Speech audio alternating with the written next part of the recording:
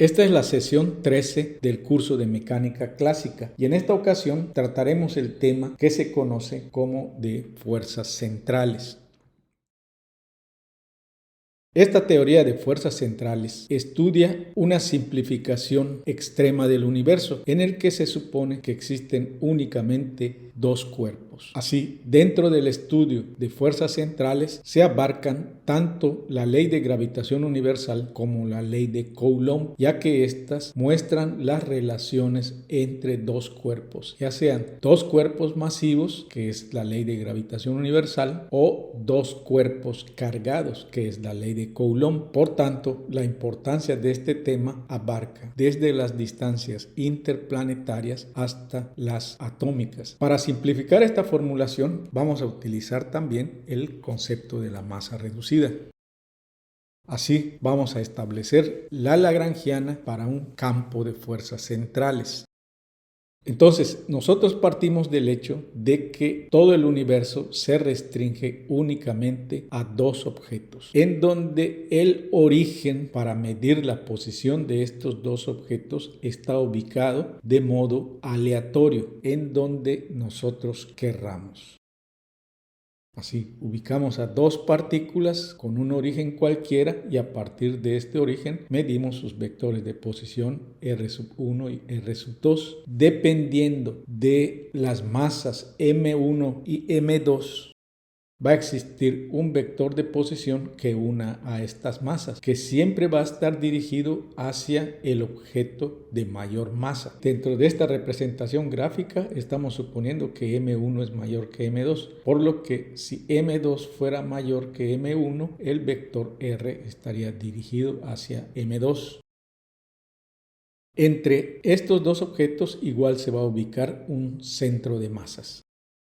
Presuponiendo que M1 es mayor que M2, el vector R1 es la resultante de la suma de R2 más R. Con estas características, el centro de masa se va a ubicar según esta relación para el cálculo del centro de masas, en donde R mayúscula es M1 por R1 más M2 por R2 dividido entre la suma de M1 más M2. Si hacemos M mayúscula como la suma de M1 más M2, nos queda que M mayúscula por R es igual a M1 por R1 más M2 por R2. Si trasladamos el origen del sistema al centro de masas, entonces vamos a tener que esta suma M1 por R1 más M2 por R2 es 0. Estas dos expresiones de la resultante y de la suma de momentums igual a 0 se vuelve un sistema de ecuaciones, por lo que sustituyendo R1 nos queda que el vector R2 es igual a menos M1 dividido entre la suma de M1 más M2, todo esto multiplicado por R. Así, el vector R1 medido desde el centro de masas se va a poder calcular como M2 dividido entre la suma de M1 más M2 multiplicado por R. Así, si nosotros construimos la lagrangiana de un sistema de dos partículas bajo un potencial U que depende de R, este se puede escribir como L igual a la energía cinética del objeto de masa M1 más la energía cinética del objeto de masa M2 menos el potencial U de R. Derivando R1 y R2 respecto del tiempo y sustituyendo las expresiones en la lagrangiana, obtenemos que la lagrangiana es como se muestra en la parte derecha, la cual reducimos como se muestra. Así, observamos las relaciones entre las masas y definimos este término como la masa reducida. Recibe este nombre ya que el producto de las masas dividido entre la suma de las masas va a tener unidades de masa.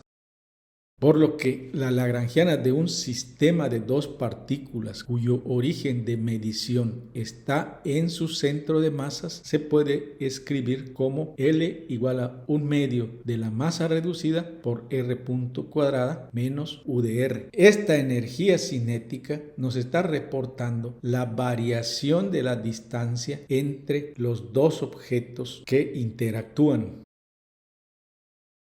Así, si además nosotros consideramos que el objeto no solamente está cambiando su distancia, sino también su posición angular, entonces vamos a poner nuestro origen ahora en el objeto que tiene mayor masa y a partir de él empezamos a medir la posición del segundo objeto, tanto en distancia como angularmente. Así la x se puede escribir como r coseno de teta, derivamos esta x respecto del tiempo, escribimos nuestra y igual a r seno de teta, la derivamos también respecto del tiempo, elevamos x punto al cuadrado, elevamos y punto al cuadrado, sumamos estos términos y obtenemos su lagrangiana. Así, de observar esta lagrangiana, vemos que tiene velocidad en r y también tiene una coordenada r, pero para el ángulo θ nada más tiene velocidad, no tiene posición, por lo que podemos decir que θ es una coordenada cíclica. Por ciclicidad tenemos que hay una conservación de momentum en θ. Entonces podemos escribir que θ punto es igual a L entre μ r cuadrada. Dado que el potencial no depende del tiempo, entonces se conserva la energía, la cual está dada por E igual a 1 medio de μ por r punto al cuadrado más 1 medio de μ r cuadrada por la expresión de θ punto que sustituimos en este término, que es L entre μ r cuadrada al cuadrado más μ de r. Así reducimos nuestra energía total como 1 medio de μ por r punto cuadrado más L cuadrada dividido entre 2 μ r cuadrada más el potencial. Observamos muy bien este término de el escalar de energía y podemos ver que la parte de la energía cinética de rotación, que es L cuadrada dividido entre 2 μ r cuadrada más el potencial, estos dos términos dependen de R. Entonces, por tener la concepción de que la energía cinética está relacionada con variaciones temporales de la posición y la energía potencial es una función únicamente de la coordenada generalizada, es decir, por la forma de los sumandos en la energía total del sistema, se puede decir que existe una energía potencial total que está dada de la siguiente manera: B de R es igual a L cuadrada sobre 2 μ R cuadrada más el potencial U de R, en donde al término L cuadrada dividido entre 2 μ R cuadrada se le conoce como el potencial ficticio. A B de R se le conoce como el potencial total, a U de R sabemos que este es nuestro potencial real. Y nosotros vamos a escribir de esta manera este término del potencial total, aun cuando ya sabemos que el potencial ficticio proviene de un término de energía cinética asociado al movimiento de rotación del objeto. Así, si estamos aplicando el principio de conservación de energía, estamos presuponiendo que esta es constante. Es decir, si nosotros conocemos el potencial real al que está sujeta una partícula, en principio podemos conocer la forma de su órbita y su posición en un tiempo t cualquiera, por lo que para conocer completamente el potencial total, únicamente nos faltaría conocer la forma del potencial real. Este potencial real se puede calcular a partir de la fuerza, dado que el potencial sabemos que es menos la integral desde el infinito hasta r del vector fuerza f de r punto dr. Si nosotros aplicamos un principio de cálculo, podemos cambiar este signo cambiando los límites de integración. Entonces ahora el potencial lo podemos escribir como u de r, que es la integral desde r hasta infinito del vector fuerza en producto punto con el diferencial del vector de posición. Y esto es así ya que la función de energía potencial es el trabajo necesario para traer una partícula u objeto desde el infinito hasta una posición R. Así, si conocemos ya la función de potencial, la energía total del sistema queda planteada en función de la posición. Por lo que tenemos que podemos despejar r punto, es decir, la velocidad del objeto, y esta es la raíz de 2 entre μ por la diferencia de la energía total del sistema menos el potencial total. Tenemos que observar la siguiente expresión en donde hacemos las siguientes precisiones. Sabemos que H es nuestro hamiltoniano y que esta es una función que depende del momentum y de la posición, mientras que E es un escalar que nos va a representar la energía total del sistema en un momento cualquiera. Por lo que si nosotros hacemos una gráfica del potencial total contra la posición, vamos a reconocer varios casos posibles. Entonces, la energía total E es una línea recta, ya que es constante y que puede cortar a la curva del potencial total en varias posiciones dependiendo del valor que tome esta línea recta E. Así, si se dan las condiciones para que se tenga esta gráfica mostrada, entonces vamos a reconocer que cualquier potencial que quede por encima de E nos va a definir una zona prohibida, mientras que cualquier potencial que quede por debajo de la línea recta que representa la energía total del sistema, entonces nos va a definir una zona permitida. Y si se dan estas curvas cíclicas, entonces se va a poder definir zonas prohibidas y zonas permitidas dentro de la gráfica de potencial total. Y entonces nos quedan definidas varias zonas prohibidas, así como varias zonas permitidas. Pero tenemos que observar el siguiente comportamiento. Las zonas permitidas siempre van a estar en regiones de mínimos y las zonas prohibidas van a estar en regiones de máximos. Observemos el comportamiento en los puntos R1 y R2.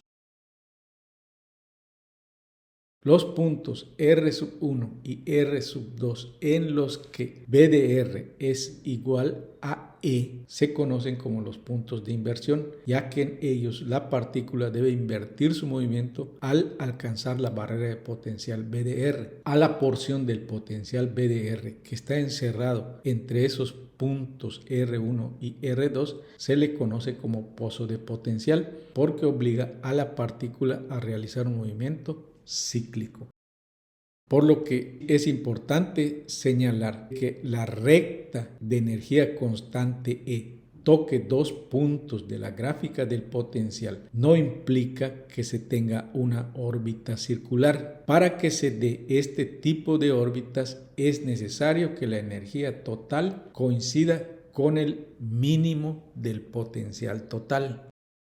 Y también va a ser obligado señalar que si la energía total E toca solamente un punto de la curva de potencial total BDR, vamos a estar en una zona prohibida y se tendrá una órbita abierta. Así, hacemos otro tipo de observaciones sobre la gráfica y vamos a ver precisamente esto. Si la recta de energía total E toca un punto de la gráfica del potencial total, entonces tenemos una órbita abierta. Si la recta toca dos puntos de la gráfica de potencial, entonces tenemos una órbita cerrada. Y si la recta toca el mínimo, entonces tenemos una órbita circular.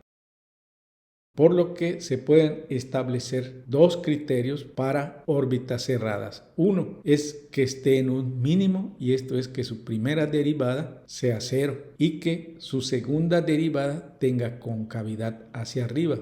Es decir, que su segunda derivada evaluada en un radio ρ sea mayor que cero.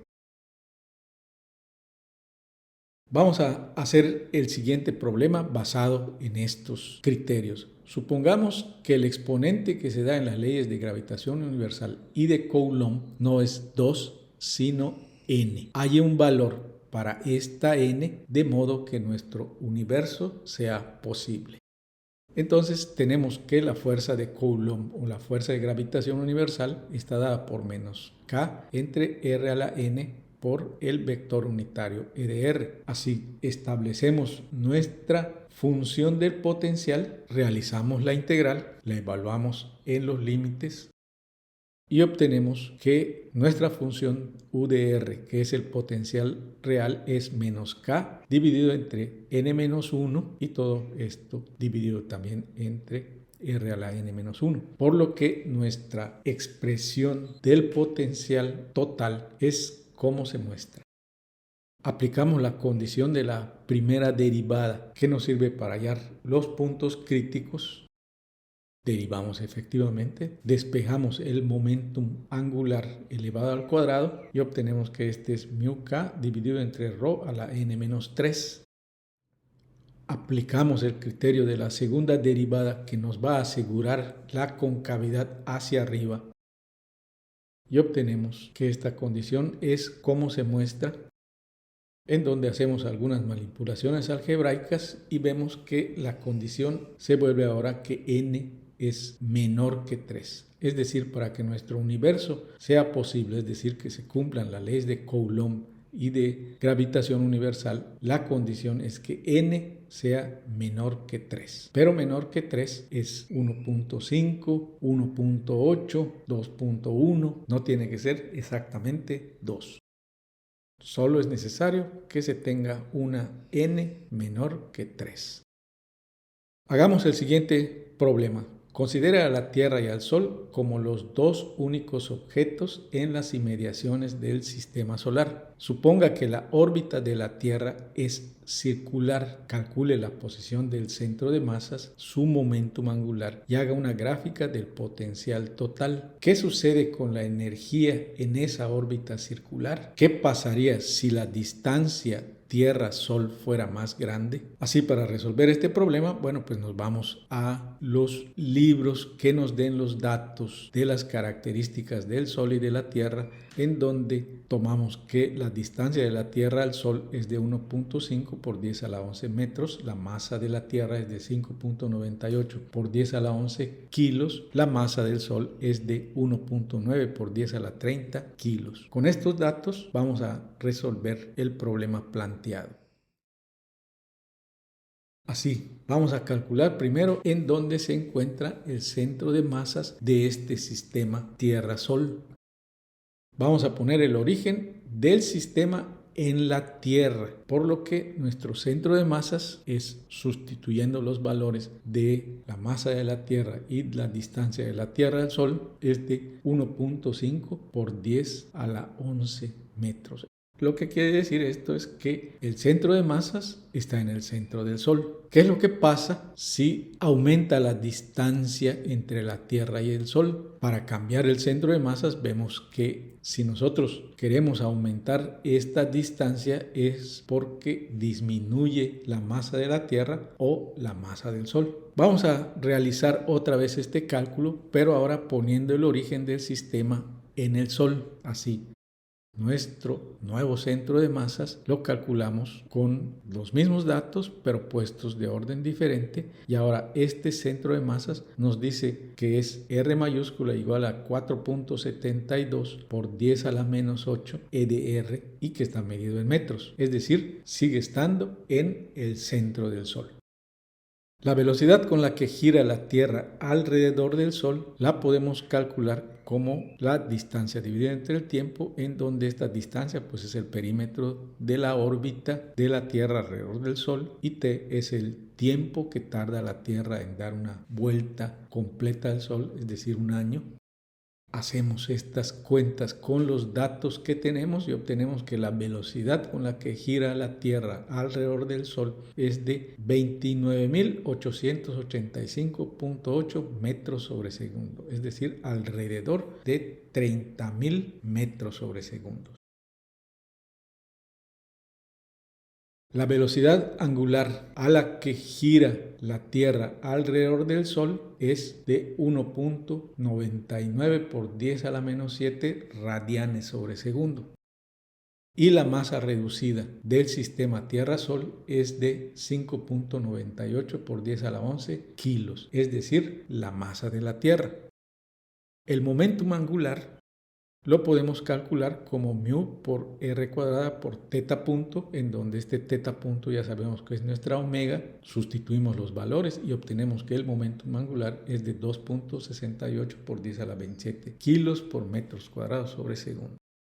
El potencial total se calcula a partir de la fuerza y ya sabemos que este es K sobre R cuadrada, E de R, y nuestro potencial entonces nos va a quedar menos K sobre R. Con este valor del potencial real podemos establecer de modo numérico nuestra función de potencial total, ya que conocemos para la K, que es G, la constante de gravitación universal, por la masa del Sol y por la masa de la Tierra, dividido entre R más L cuadrada, donde ya conocemos el valor del momentum angular, y dividido todo esto entre 2μ, que es la masa reducida, que también ya conocemos, multiplicada por R cuadrada. Así tenemos nuestra función de potencial total que puede ser definido numéricamente. Si hacemos una gráfica de este potencial, entonces nosotros podemos establecer para estos valores de momentum angular, masa reducida y la constante K un radio que es necesario para que la órbita sea circular. Entonces nosotros podemos tener el valor de BDR para una órbita circular. Así estos cálculos los podemos hacer para cualquier planeta del sistema solar o también para cualquier luna respecto de su planeta del sistema solar o para cualquier par de objetos del universo. Entonces, sabemos que para estudiar a nuestro sistema solar nosotros establecemos a los 4 primeros planetas, que son Mercurio, Venus, la Tierra y Marte, como los planetas interiores o rocosos. Y los planetas exteriores o gaseosos pues son Júpiter, Saturno, Urano y Neptuno, y son los más alejados al Sol. Recordemos que Plutón ya no es considerado un planeta. Así, cualquier planeta que no esté dentro del sistema solar es un planeta extrasolar o exoplaneta. Y estos planetas extrasolares se convirtieron en objetos de investigación científica a partir del siglo XX. Bien, en la siguiente sesión vamos a tratar las ecuaciones de las órbitas, basadas por supuesto en la teoría de fuerzas centrales con el potencial total como lo acabamos de definir.